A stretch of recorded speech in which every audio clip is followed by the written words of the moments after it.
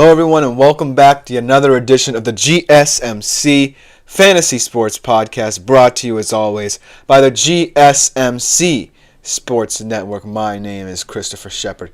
Thank you all for tuning in yet again. Happy Thursday to you all. We have a great show ahead. Just going to go over some general Week 7 prop bets. Yesterday we had our Thursday Night Football betting preview. Now we are looking well ahead to Sunday's slate of games. I'm going to give you my weekly injury report in terms of players who you might have to monitor in terms of fantasy implications. Then I'm going to do my picks for the week, my Chris's picks of the week with some big games coming up this Sunday. And then lastly, I will go over both the Super Bowl odds and the college football playoff odds to close out today's show. So it should be a good one.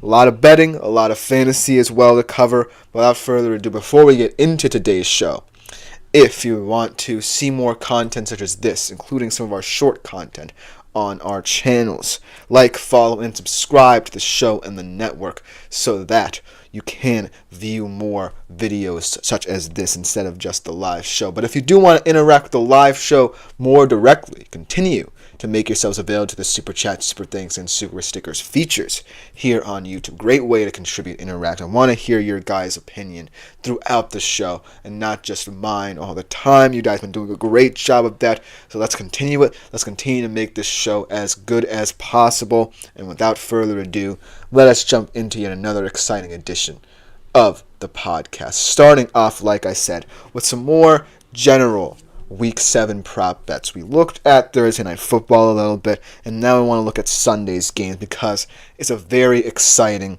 Sunday slate of games. A lot of intriguing storylines, a lot of players who I feel will have big moments, but most importantly, a lot of ways for you to win nice cash.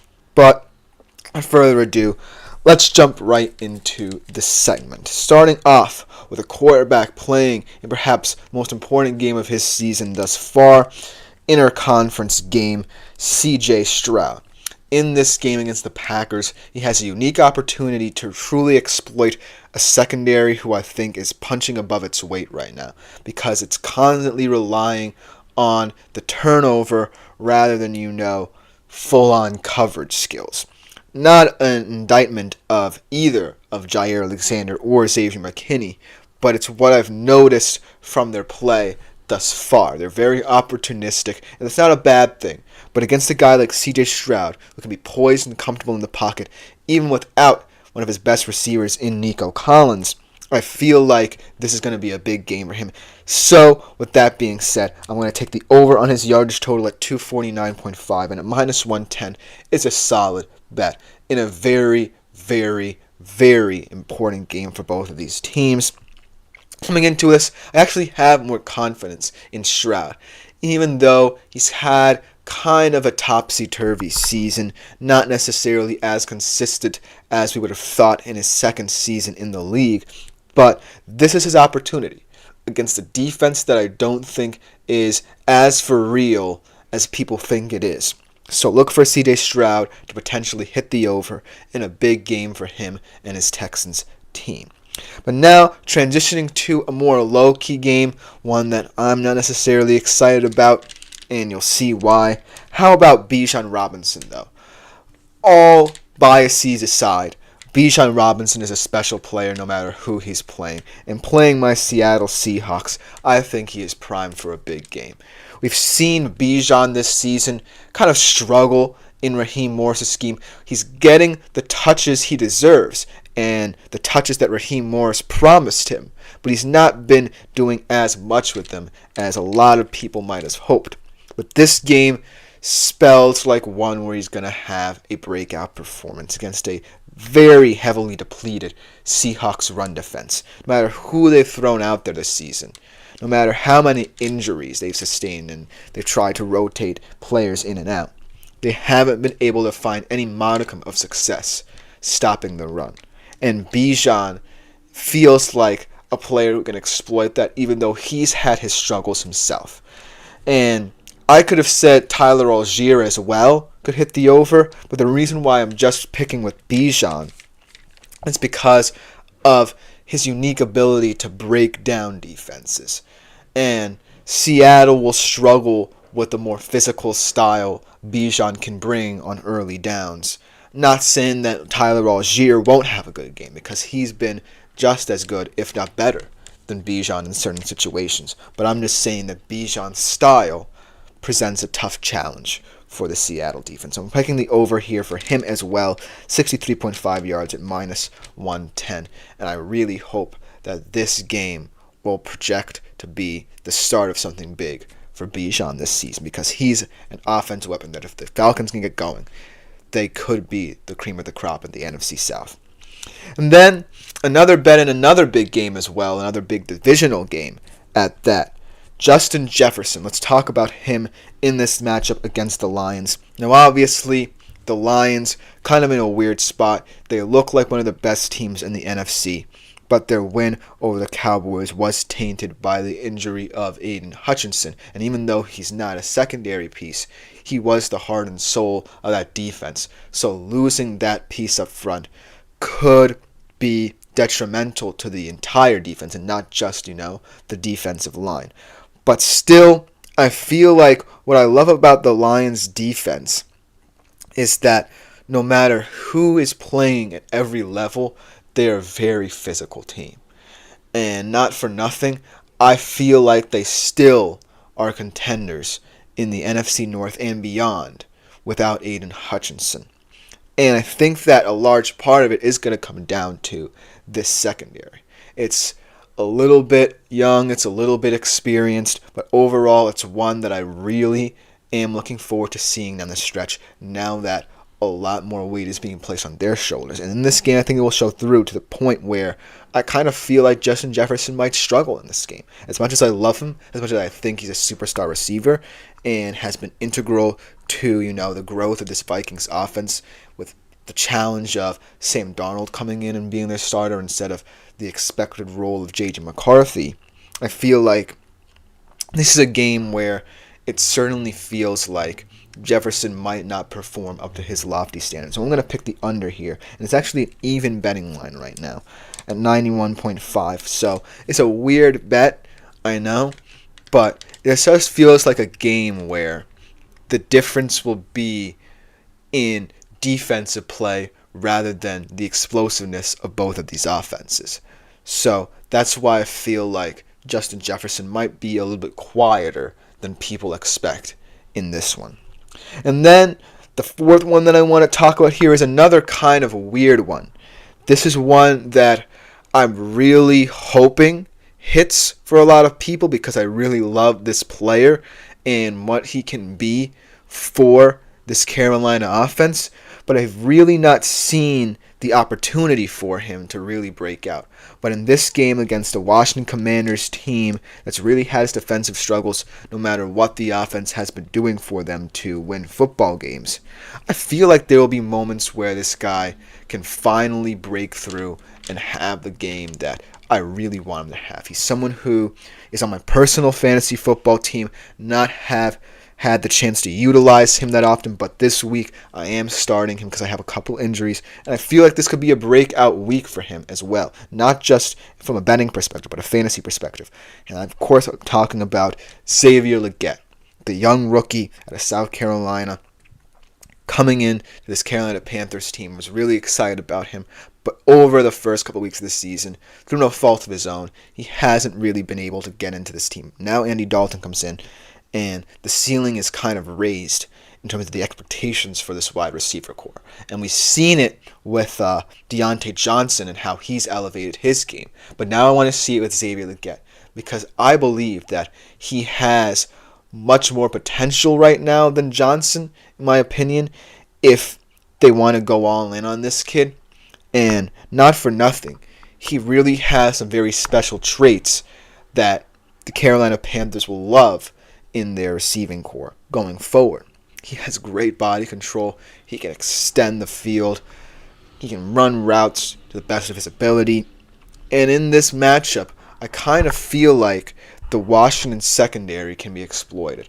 I don't really think that this Washington secondary is as scary as I would like it to be at this point of the season. So the Panthers will have their opportunities. They may be few and far between, but they will have their chances to stretch the field and really try and get at this weak Washington secondary. So I'm going to take the over here on Xavier Legette. It was a little bit of a risk, I know, but I truly believe that he's a special talent for this Carolina Panthers team. And at minus 110, it's not, sweat off your back to place your bet on this guy. And then the final bet that I want to bring to your attention is one that I'm really excited about, because this is a guy who really alters the tenor of this team with how he plays the game of football. He was injured for much of the start of the season and much of last season as well, and we saw the kind of innate struggles the Jacksonville Jaguars had without him. And in this game in London, it wasn't pretty, but this guy showed how important he is to the success of this team. So I'm talking about Evan Engram. And what I love about Evan Engram for the Jacksonville Jaguars is he's actually someone who can get Trevor Lawrence out of the mindset of, I always have to look for the deep ball. If Evan Engram runs good routes for Trevor Lawrence, he won't feel as much pressure to extend plays downfield. If it makes it easier for Trevor Lawrence, then I feel like the kind of tandem will be reciprocated, because Evan Engram is just a player who can calm down an offense because of how easy he makes route running look. And not for nothing, going against the Patriots, they'll definitely have a lot of chances to exploit this defense who, even though they've been much better than I expected they would be, can still have moments where they lose their concentration. And if there are moments where the Jags offense is moving the football, look for Evan Engram to be a big part of that. So I'm going to take the over again here for Evan Engram, over 46.5 yards at minus 110. And I think that he will add a lot of value going forward for you. But let me know what you think in the comments about all these bets, what your favorite bets might be for this week. But we're going to take a quick break, and when we come back on the other side, I will give you my weekly injury report. Some players either who sustained injuries last week, who have had ongoing ones, or might even be coming back, and how they will affect the fantasy football weekend. You definitely don't want to miss it. We'll be right back after this short break. I feel like I'm losing my mind. Is everybody in the world blind? Please, Lord, give me a sign, a sign. I feel like I'm losing my mind. Is everybody in the world blind? Please, Lord, give me a sign, a sign. I wanna be the greatest. Everybody on the fake shit. I look around and feel like everybody is the fakest. I make this every day and I'm impatient, hoping one day I blow up from the basement. Statement, the top is so vacant. I don't hear shit that I think is amazing. Waiting for my day when I'm playing sold out shows for 1,000 faces. Hey, give me that crown, get in my way and to be put down. It ain't your place, all this my town. If I want that shit, then I'll get it right now. I'm losing it, the noose it fits, some losing shit, a stupid myth. You choose to live or choose to dip, you choose to fight or lose your grip and lose a gift. I feel like I'm losing my mind. Is everybody in the world blind? Please, Lord, give me a sign, a sign. I feel like I'm losing my mind. Is everybody in the world blind? Hello everyone, and welcome back yet again to the GSMC Fantasy Sports Podcast, brought to you as always by the GSMC Sports Network. Before we get into our second segment of the day here, I do want to remind you yet again that if throughout the show you feel like you want to interact with it a little bit more, you can do this in different ways. You can do it through the super chats, super things, and super stickers features here on YouTube. You can just leave a comment, or if you feel so inclined, press that $, leave a tip or donation. It is greatly appreciated by all concerned, especially me and my fellow podcasters who love doing these shows, and we love hearing your opinions about them as well. It just makes the show and thus the network that much better, and we appreciate it in advance. But without further ado, let's jump into our second segment of the day here on the show. And it's a segment that I love doing because it sheds light on how you have to manage your fantasy football team. It's my weekly injury report. It's also kind of a sad segment because you never want to talk about guys who could have been important in your fantasy football weekend going down. But it is kind of necessary in order to really see how you can finagle your fantasy football team and move different pieces around and learn how to strategize a little bit better based off of the injuries we've seen. And this week, there aren't many hugely impactful ones. A lot of these are small injuries, and some of these players may even be expected to play this week. But they're still important in terms of how it could affect their play and how it could affect your team's play as well. Without further ado, let's jump right into it. Let's start off with a more positive outlook on an injury sustained last week. Marvin Harrison Jr. sustained a concussion last week.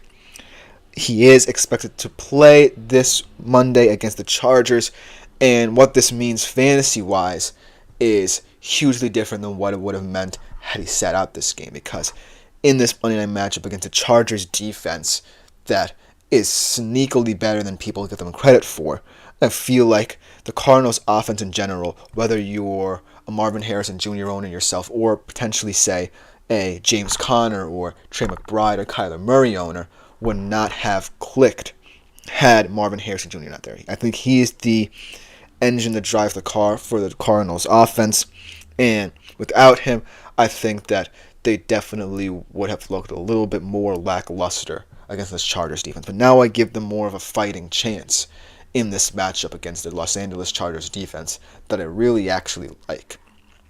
So that's the good news about Marvin Harrison Jr. and the Cardinals offense, but let's get into a couple more drastic injuries here. Starting off with Jerome Ford. Now, this is one that feels a little bit weird because there's a lot of positivity surrounding Nick Chubb coming back, but no matter what happens in the Browns' backfield, it won't matter that much if Deshaun Watson is still playing like he is. Let's be real here, because as much as I love Nick Chubb and respect what he can do when healthy for this Browns team, he's entering his age 30 season soon. And this isn't like when he suffered the same injury in college. And when he's entering the NFL, he had time, he was younger, and he could maintain his body a little bit better, perhaps. This injury feels a little bit more like one that does not bode well for his future, whether in the NFL or as a Cleveland Brown. But at the end of the day, if you are the Cleveland Browns, chances are, if you want to see any level of success out of Deshaun Watson, you got to get a run game going somehow. And so, even with this Ford injury, and I don't necessarily know how long he'll be out for, I think that any kind of positive news surrounding Nick Chubb has to be a glimmer of hope for this Browns offense right now. But we wish for a speedy recovery for Jerome Ford, kind of stepping up in his presence, in his stead, rather, in an admirable way, almost, Jerome Ford. Yes, he can catch a lot of flack sometimes because he's not as potent as Nick Chubb is, but he still was serviceable with his Cleveland Browns offense. And if this is the last time we see him in a RB1 role, then we wish him the best for the rest of his career. But let's get into another hamstring injury here. Much more serious one, I believe, in Dallas Goedert. I really was beginning to like him at the tight end position from a fantasy perspective, but not for nothing. I don't think it immediately impacts the Philadelphia Eagles offense as much. They did get back A.J. Brown, and he was perhaps the difference maker in that game against Cleveland where they were really struggling. So I don't know if this will impact the other players on this Philadelphia Eagles offense, but if you were really high on Dallas Goedert as much as I was, the potentially, had you picked him up, he is kind of one of those players who it's going to feel a little bit weird and awkward to keep him on his bench for so long after such a promising start to the season for him. But I do think that if you own, say, an A.J. Brown or a Saquon Barkley, you should be fine going forward, even though I am a little bit skeptical about what this Philadelphia Eagles offense even is right now. But it is what it is, and I think that the Philadelphia Eagles offense should be fine, even though the man running the show might not be the best option for them. But I still like their weapons that they have at their disposal. And now let's talk about a team we kind of talked about yesterday, and this one is not pretty. The Saints. And I really don't know going forward how this season will now play out after such a promising start. After 2 weeks, we were singing the Saints' praises, right? Derek Carr looked like a competent NFL quarterback, maybe even a top 10 guy if you want to go that far. Alvin Kamara was really turning back the clock. You had Shaheed being a deep threat, really scaring defenses, and Chris Olave looked like himself. But now, Spencer Rattler's now stepping in after Derek Carr suffered an injury. Chris Olave goes down last week with a concussion that could spell for more time than expected on the sidelines. And then Rashid Shaheed just announced yesterday that season-ending knee surgery will end his season. So, this is a calamity for the New Orleans Saints organization. You're now looking at Juwan Johnson potentially, Bub Means as your top receivers, and it really goes to show that a team can quickly lose its fantasy appeal. Because, not for nothing, even though a lot of people may not have been as high on the Saints offense as for what they saw for the first 2 weeks, but you still value guys like Olave and Kamara and what they can do.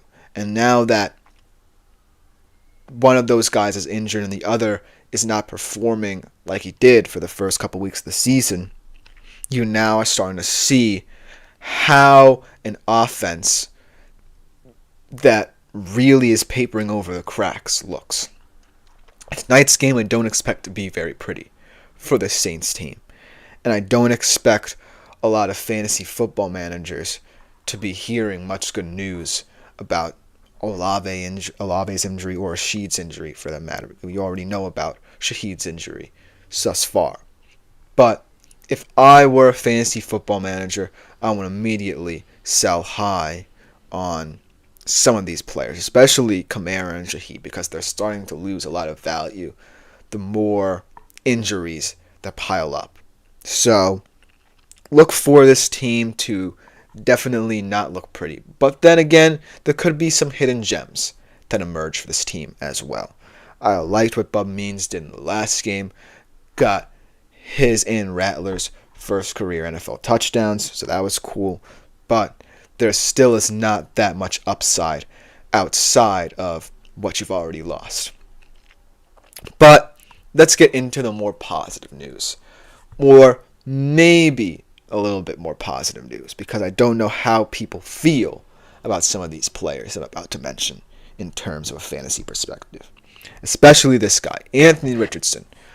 After suffering an oblique injury, sitting out for I believe it was the past 2 weeks, he's looking ready to start against the Miami Dolphins. Now the reason why I say that a lot of people might be skeptical about the Colts starting Anthony Richardson is because they don't necessarily look that much better with him. And I feel like even though Joe Flacco didn't win both games and they didn't put up that many points, he did look more competent than what Anthony Richardson has looked like. But then again, if you're the Indianapolis Colts, you want to start Richardson as much as possible to see what you have in him at the very least. You want him to gain this vital experience early on in his career and not, waste all the seasons because of the injuries he sustains. So, as much as I'm kind of on the fence about this decision, it does feel, at least from a real life perspective, from an NFL viewer's perspective, that starting Richardson is the right way forward for the Indianapolis Colts. As much as it kind of pains me to say, because I love Joe Flacco, what he's been doing these past couple of years, starting Richardson is the best way for him to gain the necessary experience and understand the NFL level. So, and from a fantasy perspective, I don't know how you would feel about it if you do own him, but I still view him as someone who's not necessarily a QB1 option or a week in, week out starter. He might just be a flex QB2 option in deeper leagues, and we leave it at that, but who knows how he'll look moving forward. And then another interesting kind of storyline here, Ricky Pearsall of the San Francisco 49ers, practicing for the first time since being shot a couple of months ago, I believe about a month ago. And not for nothing, if Ricky Pearsall is as valuable as the 49ers believe he can be sneakily fun to watch in this 49ers offense, because you have all these weapons, and if all of them come back at a certain level of time, within a certain level of time, then Ricky Pearsall could be a wild card in this offense, because you have to worry about so much. You have to worry about Debo. You have to worry about Kittle's physicality. You have to worry about if McCaffrey comes back, his explosiveness. And then you have to worry about this kid who could be one of the better pure route runners in this draft class. I really do believe that Ricky Pearsall is a very intelligent receiver, and it's going to show in Kyle Shanahan's scheme. So look for Ricky Pearsall, when he gets fully worked into this offense, to really be a nice little success story yet again for the Shanahan kind of scheme. And then last but not least, I do want to talk a little bit about the PUP players, how they could impact their teams. Chubb, we already know about him, but Hawkinson is another story, and I think he could definitely benefit the Vikings moving forward as someone who could be a nice little weapon against zone-heavy teams. He can find the soft spots and really help Sam Darnold in terms of not necessarily focusing too much on the explosive play, but calming him down in certain moments in time. So look for TJ Hawkinson once he comes back to be an X factor for the Vikings. Let me know what you think about my injury report in the comments, whether or not you agree with me, whether or not you want to talk about some other injuries as well that could impact fantasy. But coming up on the other side of this quick break, I make my picks for the week. Chris's picks of the week in some big NFL games. You definitely don't want to miss this after this short break. Looking for your daily fix of sports talk without having to pay for it? GSMC Sports Network is available on YouTube. Just search GSMC Sports Network. Get your fix of daily sports talk shows on YouTube, absolutely free. NFL, college football, NBA, MLB, MMA, UFC, fantasy football, and so much more. GSMC Sports Network has shows running all day long, with new sports shows starting every 2 hours. Just like on your favorite cable sports channel, except GSMC Sports Network is absolutely free. Hello, everyone, and welcome back into the GSMC Fantasy Sports Podcast, brought to you, as always, by the GSMC Sports Network. We are in our third segment of the day here on today's show. It's one of my favorite new segments to present to you guys. My picks, Chris's picks of the week. We have a lot of fun games, a lot of good NFL action this weekend, and I just want to make my picks on some really important games around the league. So without further ado, let's jump right into it. Should be an exciting third segment. Starting off with a huge interconference game, one of the best ones of the weekend. A couple good interconference games at that one that I'm going to mention towards the end of my segment, but this one is just as good. Packers-Texans. I believe it's a early window game here on the East Coast, and this is a battle of two guys at the QB position in C.J. Stroud and Jordan Love, who, after their first seasons or first full starting season in the case of Jordan Love, have really proved to be two guys that throughout their NFL careers can be at a high level. As IP14 enters the chat, how are you, my friend? The question about his fantasy squad, Eckler or Juju, if Mike Evans is out. I got B-Rob in my lineup too.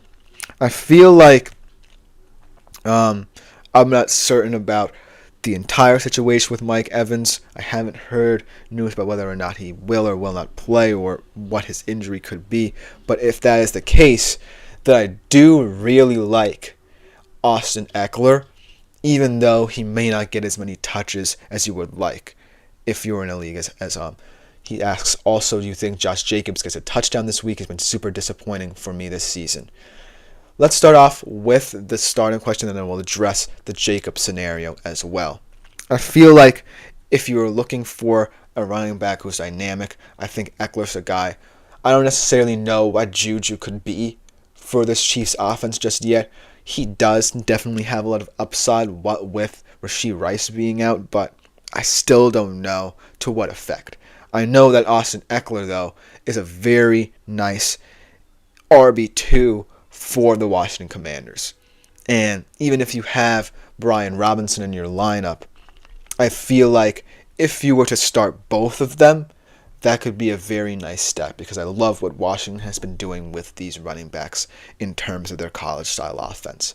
But it's a nice little situation. In terms of the Josh Jacobs question here, I feel like looking at this game, he could be a very important factor just because the Texans will be looking to generate pressure with guys like Will Anderson and Danielle Hunter up front on Jordan Love.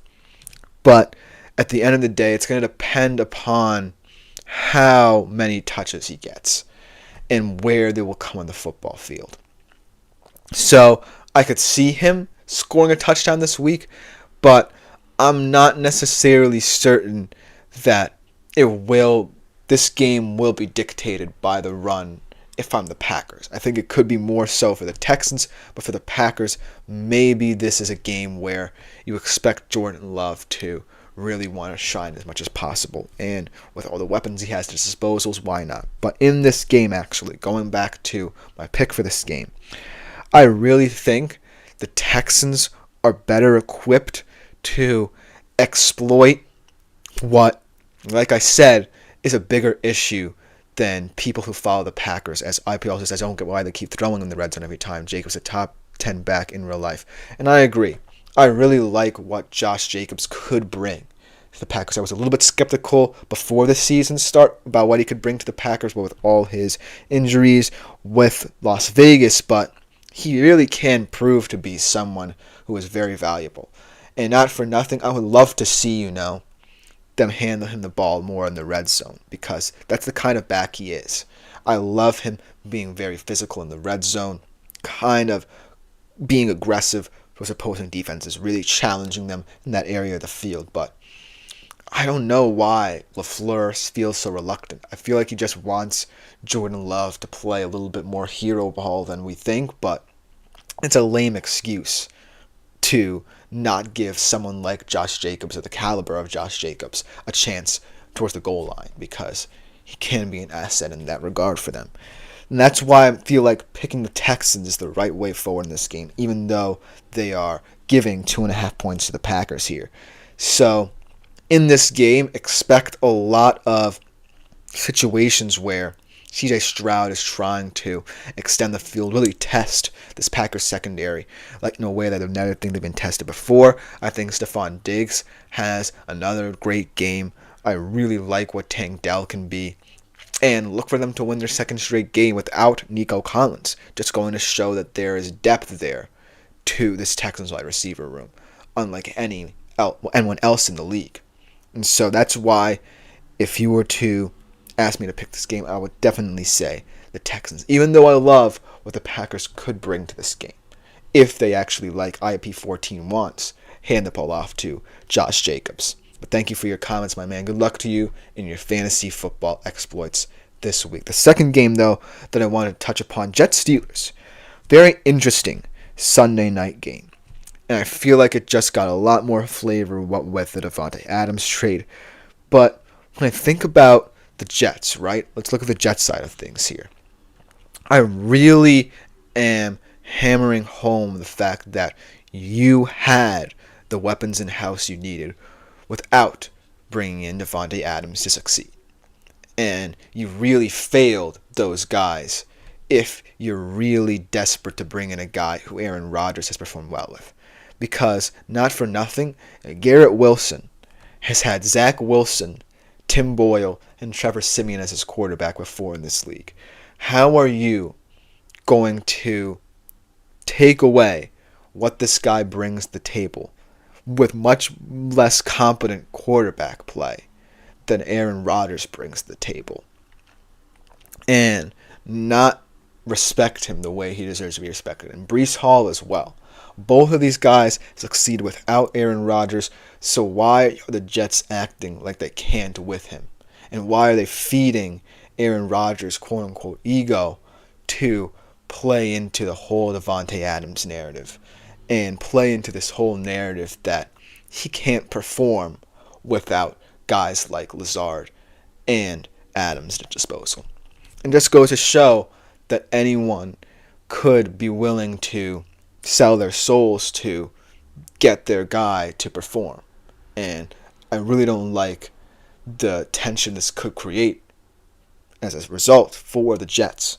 And in this game against the Steelers, not for nothing, I think the Steelers, even if Russell Wilson is the guy going forward, which I don't necessarily like, I feel like they're a challenge for anybody, because they're just a scrappy team that nobody really wants to play at any point in the season.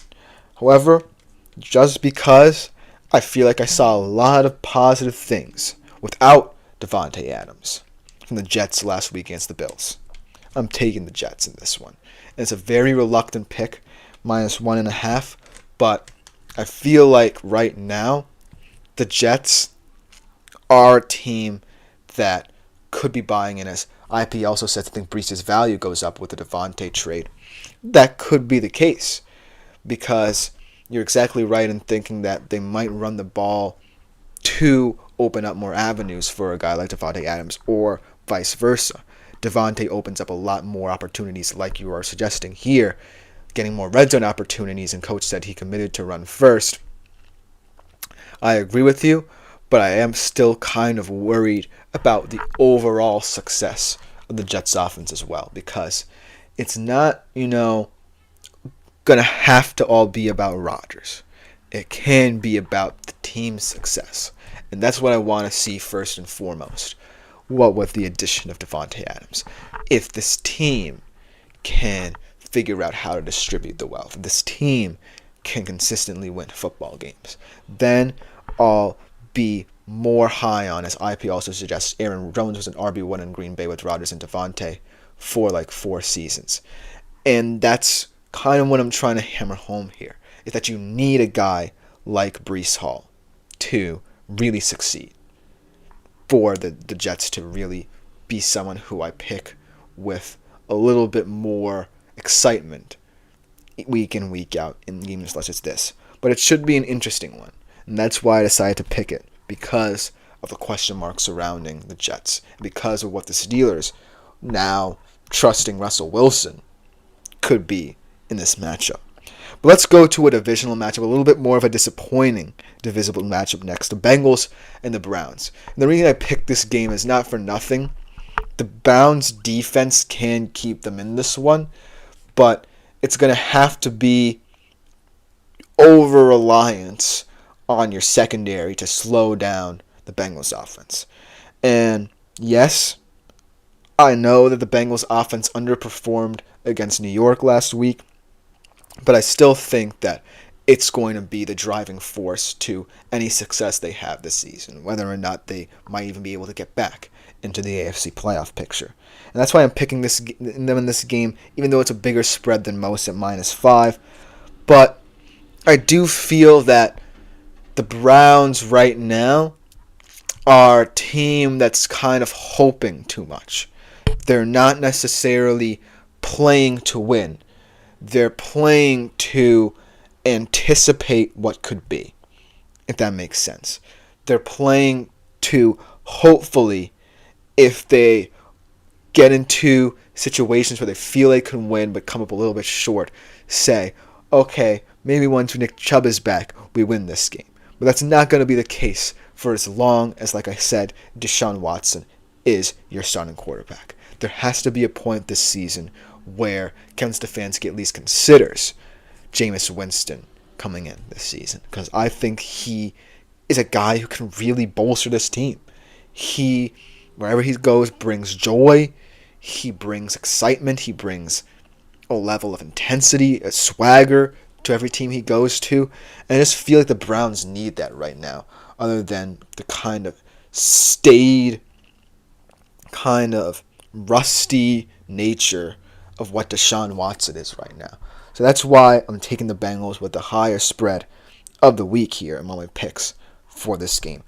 And then another divisional game that's a little bit more exciting, in fact, way more exciting in my humble opinion, Lions-Vikings. My dad was actually mad about this game not being flexed, but I do like it in the late window here on the East Coast as one of those games where you're really excited to see these two teams go at it for NFC North supremacy in a shocking matchup here in terms of where the Vikings are this season at this point.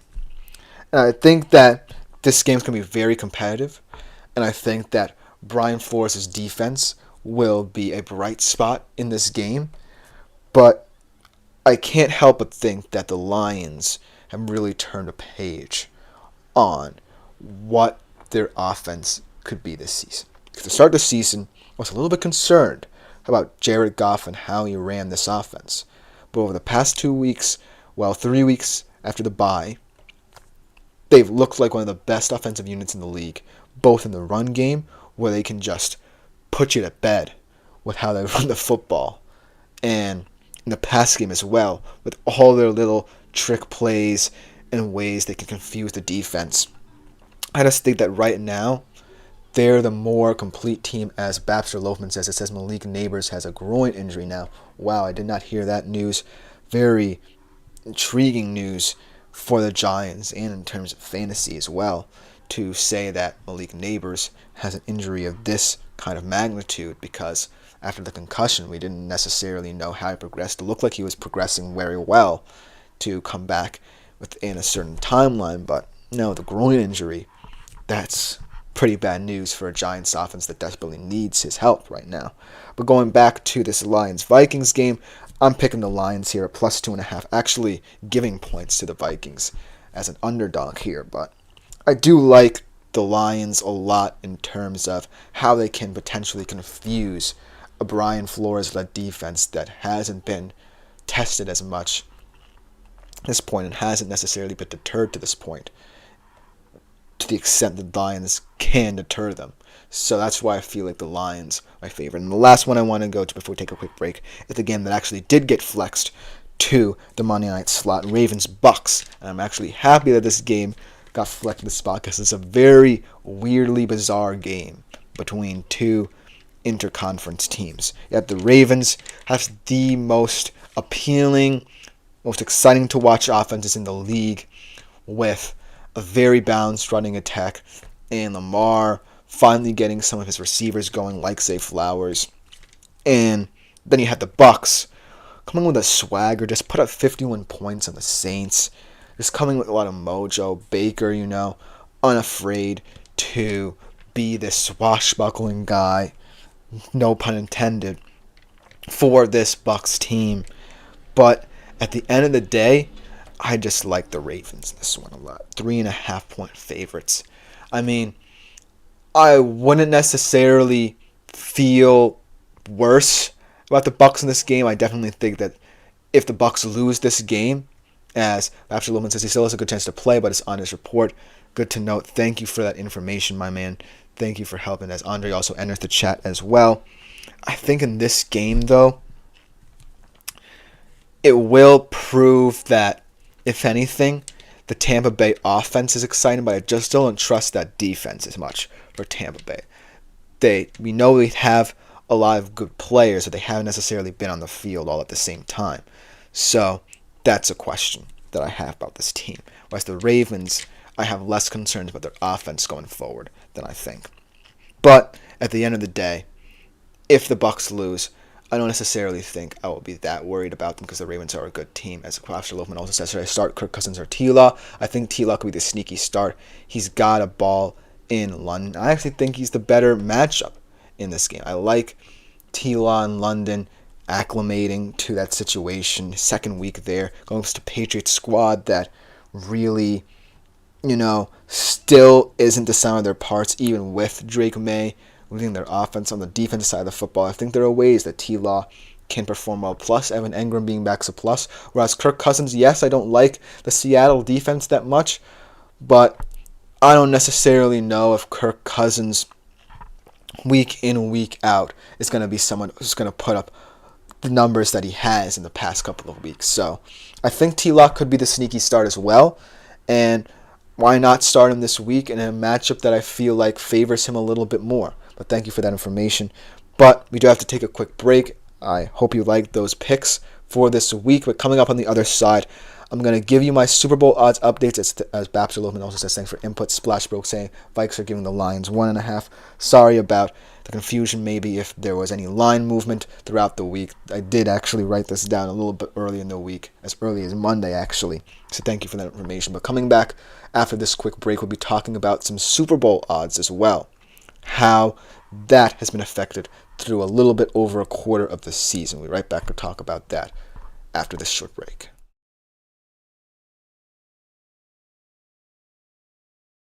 For the best and latest podcasts available anywhere, go to the podcast app on your cell phone and type in GSMC to access free content-rich podcasts on health and wellness, book reviews, sports, entertainment, relationships, social media, movies, technology, finance, and even weird news. Subscribe and download the GSMC Podcast Network's family of shows, available everywhere podcasts are. Hello, everyone, and welcome back into the GSMC Fantasy Sports Podcast, brought to you, as always, by the GSMC Sports Network. Before we get into our fourth set of the day here, I got a comment from Splash Bro. I like the over 50.5 in Vikes Lions. Thoughts? I actually think it's going to hit the under just because I like what the Vikings offense can do, but I just think the Lions will have just enough to beat them. I say this is a lower scoring game than people think. I like the Lions in, say, 20-17 kind of game, kind of a back-and-forth contest where both teams put together decent drives, but they don't necessarily get them into the end zone. So it's going to be an interesting game to follow to see whether or not Brian Flores' defense can hold up against the juggernaut on offense. But I do want to get into my fourth game of the day here on the show, some Super Bowl odds. About a quarter of the way through the season, I looked at the odds start of this week, Monday morning, so they did change. Please let me know in the comments. But I do feel like they were significant enough to warrant a segment here on my show. And not for nothing, all five of these teams definitely have the unique opportunity to make a nice little playoff run to the Super Bowl. But I do feel like there is some sameness at the top. And we'll talk about that. We'll just get to it without further ado. Here are my updated Super Bowl odds. I'm going to start off at the number 5 spot with the Houston Texans at plus 1,000. And the Houston Texans are a team that I'm really high on as Super Bowl contenders, but it's all going to come down to when CJ Stroud gets to the playoffs, if he can perform under pressure, because chances are the Texans will be around the 4 to 5 seed range here. They're not going to be the highest ranked, divisional champion, and they're going to be up against it. So chances are they're going to play on the road for the majority of the postseason if they make a deep run. So it's all going to come down to, like I said, Stroud's composure. And this season we've seen, like for that instance, that game against Minnesota where he was a little bit rattled against that defense and disguised coverages and things of that nature. So we're going to have to see in the postseason if, C.J. Stroud can figure out the complex defenses that he'll be seeing in the postseason to get to the Super Bowl. Because, the Chiefs are going to play very good defense in the postseason. As Babster Loafman says, why are Stroud's projections so high this week? I actually think this will be a decent week for C.J. Stroud in terms of his projections. Right now, the over-under for his passing yards is at 249.5. So I kind of feel like it's in the right place where it needs to be. But I do think this is a game where he proves that against a defense that I think are paper tigers at this point in the season, he can really operate this offense at a high level. And seeing as to how in the playoffs he's going to have to face teams like the Chiefs, teams like the potentially Ravens, who could be much better defensively come postseason time, I think that it's going to be all about how Stroud develops throughout the season in terms of whether or not we can truly view the Texans as a Super Bowl contender. But I really do think they're a scary team in the AFC, but we're going to have to see week in, week out against good defenses whether Stroud can perform. So it starts this week. Let's see.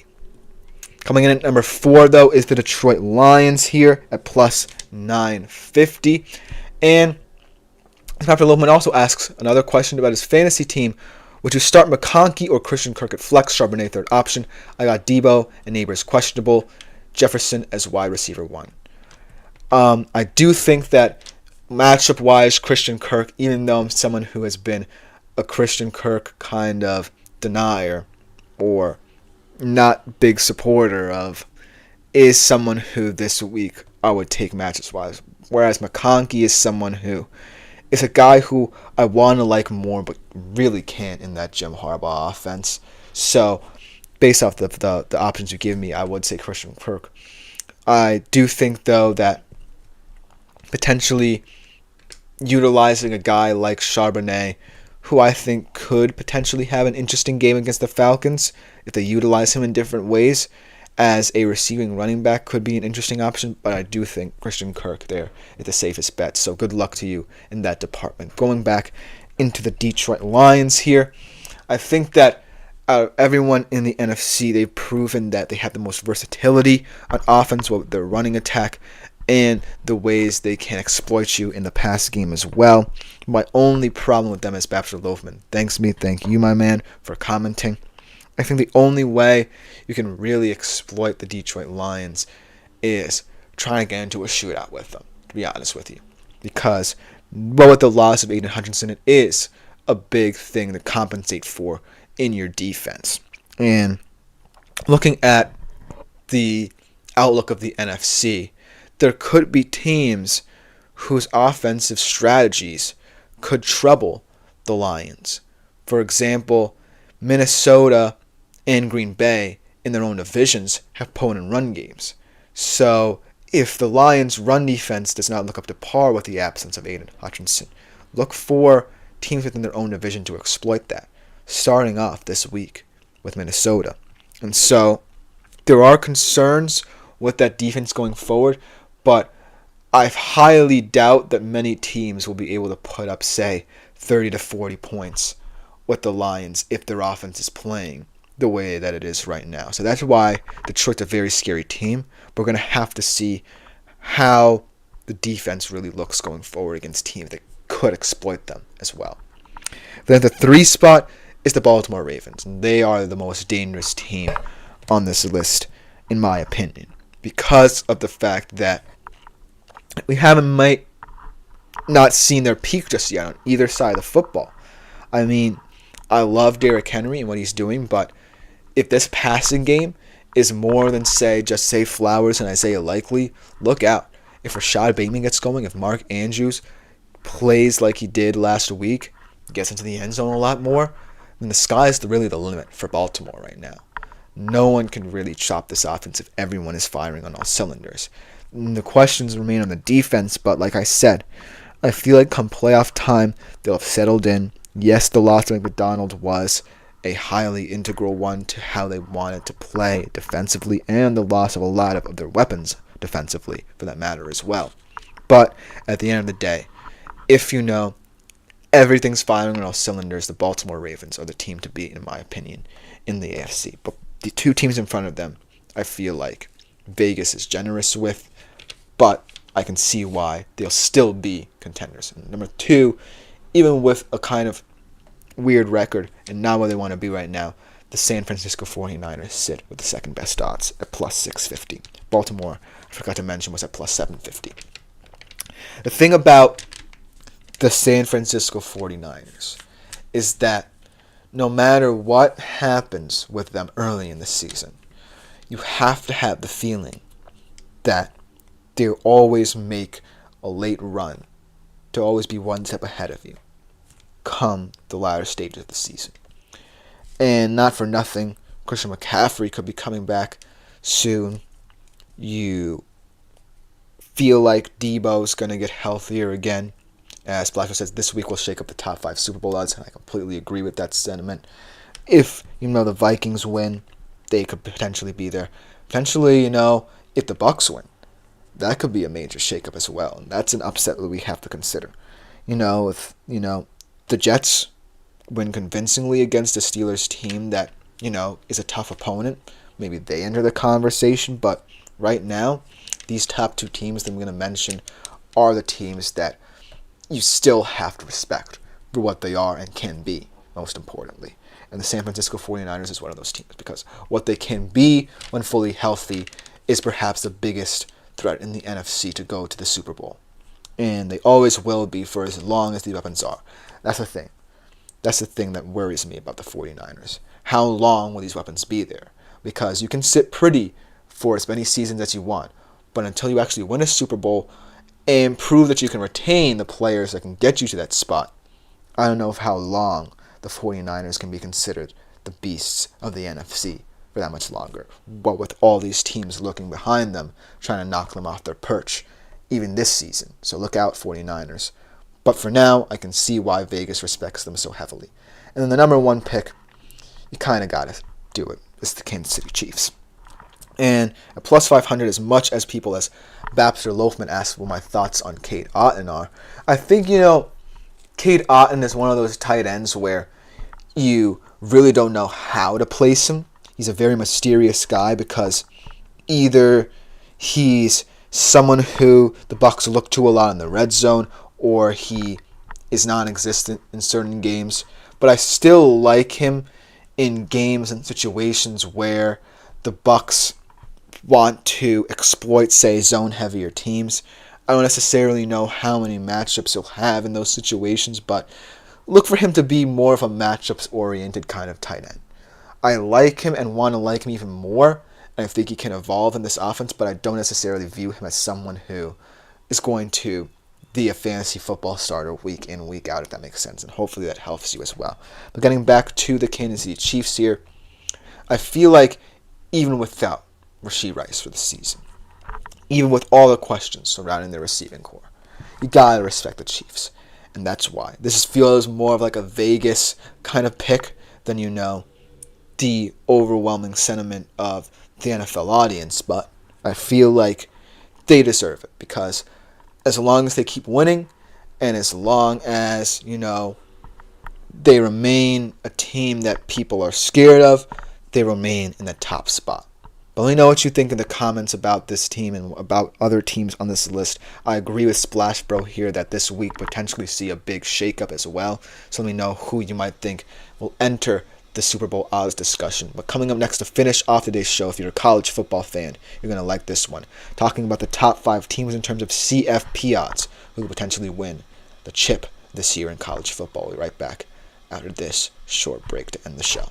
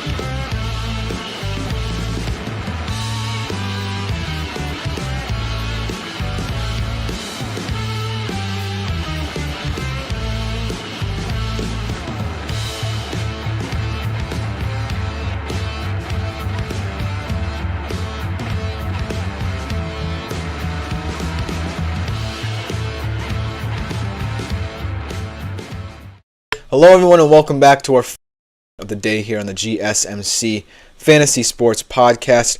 And to round it off, we are switching gears to the world of college football for a little bit. We did Super Bowl odds for the halfway, kind of quarter-way point of the NFL season, and now we're kind of beyond the halfway point of the college football season. So I might be a little bit late in doing these odds updates for you, but these top 5 teams that I found on Monday morning, remember, this was all written down at the start of the week, so if anything did change, please let me know. But I do feel like these top 5 teams are a deserving top 5. Maybe a little bit of skepticism throughout the list, but without further ado, let's just jump right into it.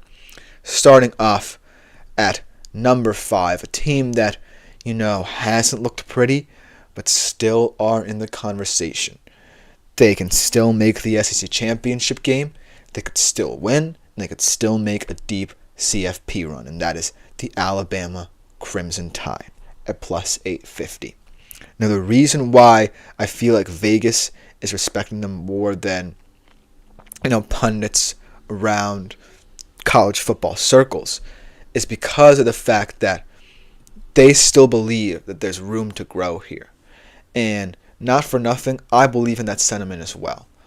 There will be situations where, under a new head coach in their first season, there will be games where you look a little shaky.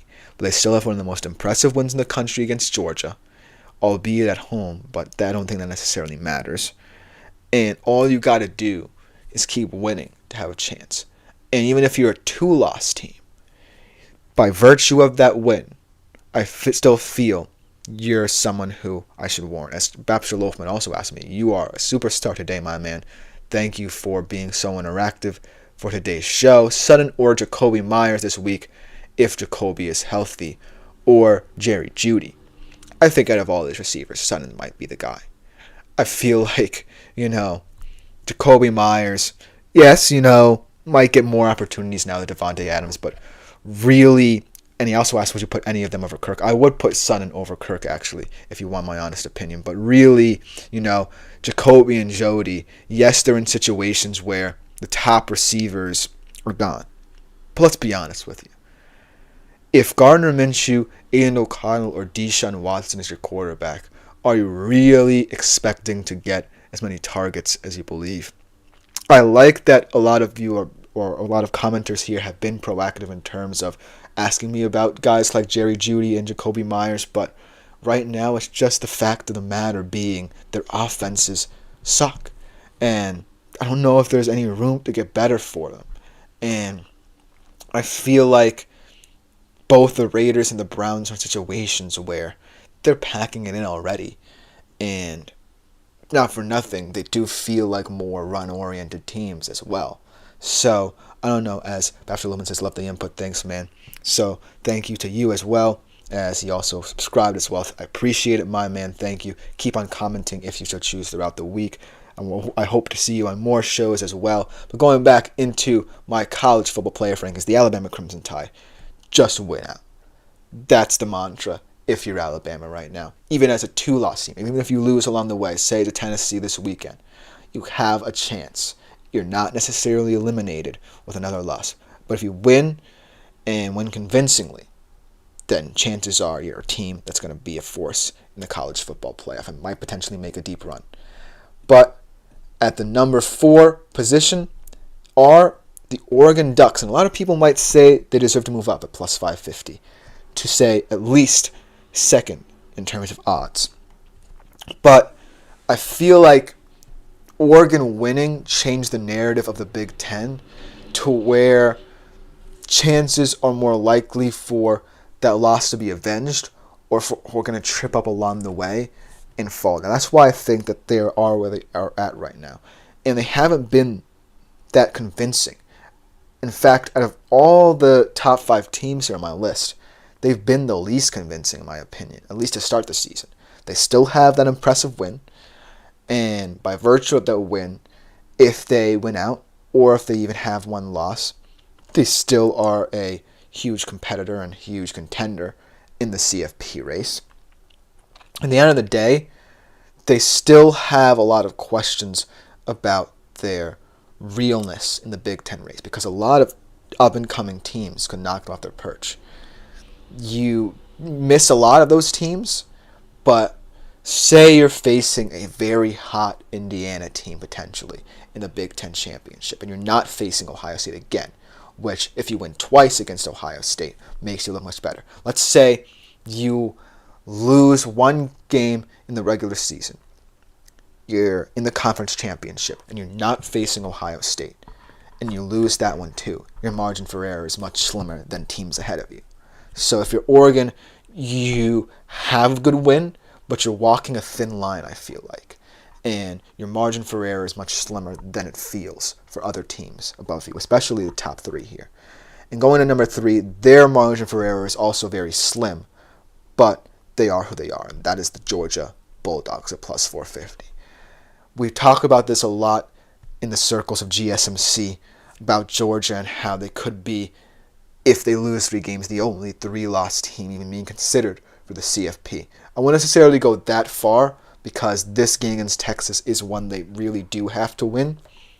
But out of all these teams, Georgia should be the least worried about their standing. As Baptist Loafman says, do I think Shedeur Sanders is a pro-tier quarterback?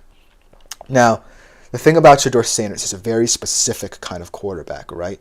Because he's someone who can operate in certain offenses, but he also brings with him a certain personality that you're going to have to live with.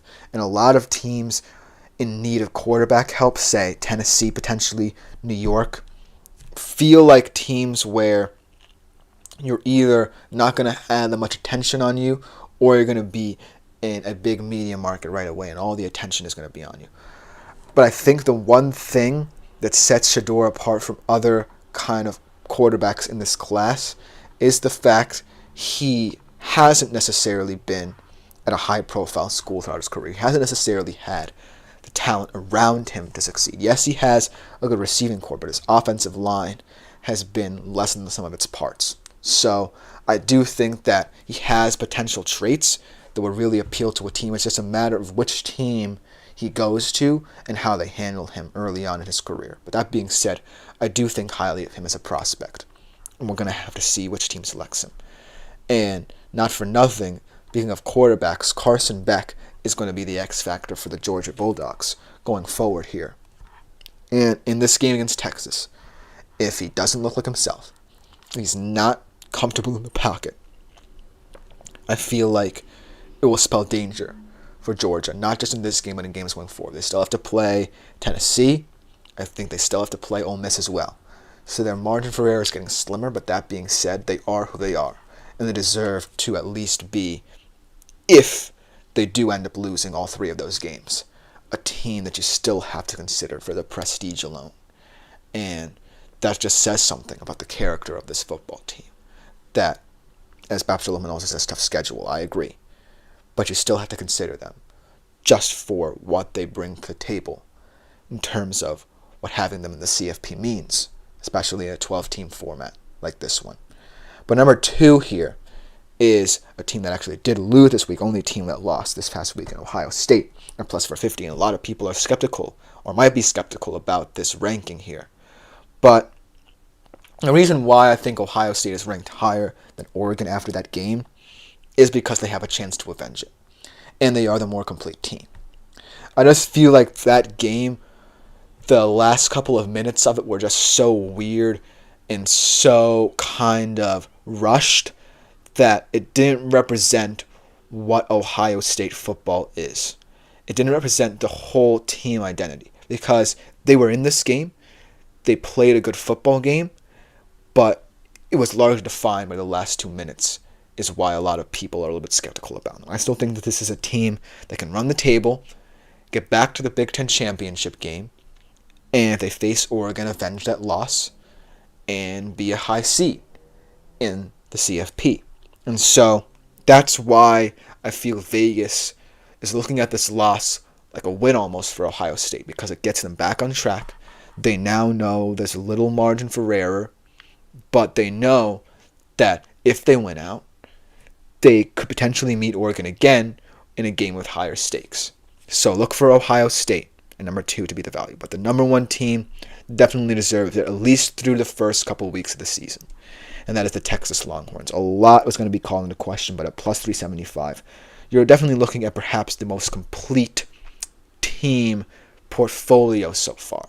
Not for nothing, a lot of people are kind of questioning their schedule. I believe it is the 8th hardest schedule up to this point in the season for the Texas Longhorns. This game, Saturday, isn't necessarily a must-win for them, but I feel like a lot of people want proof that Texas is the cream of the crop in the SEC.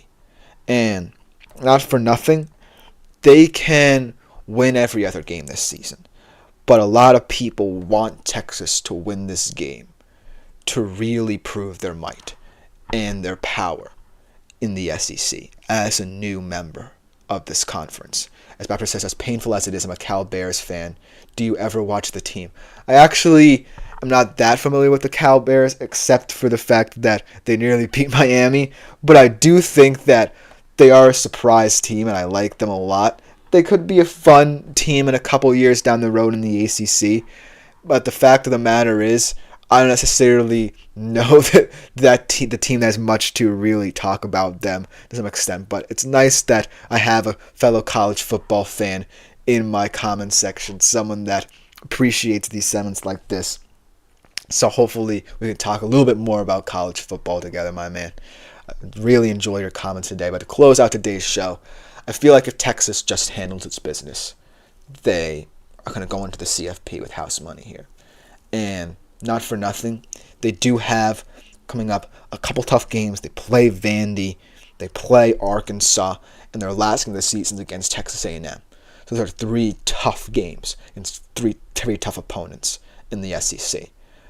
But if Texas has proven anything, it's proven that their profile alone coming into the SEC makes them a very powerful team that you can't ignore if they have, say, 1 or 2 losses. They're not the 3-loss Georgia kind of team just yet because they haven't necessarily earned that much clout. But they are a scary team because of what they bring to the SEC. And that might be enough if, say, they falter down the road or this weekend to mean more to the committee than any other team. But let me know what you think in the comments, because that will just about do it for today's show. This has been the GSMC Fantasy Sports Podcast, brought to you as always by the GSMC Sports Network. Thank you all for commenting. If you want to continue contributing to the show directly during my live streams, want your comments and opinions read out loud, continue making yourselves available to the Super Chat, Super Thanks, and Super Stickers features on the show. As Baptist Loafman thanks me as well. Thank you, my man. Hope to see you in future shows. Like, follow, and subscribe like Baptist did today if you like this kind of content and want to see more of it. But other than that, we will see you tomorrow to close out the week here on the GSMC Fantasy Sports Podcast. Same time as always, 3:30 p.m. Eastern Time. But other than that, I've been Christopher Shepard. Thank you all for watching. I'm out.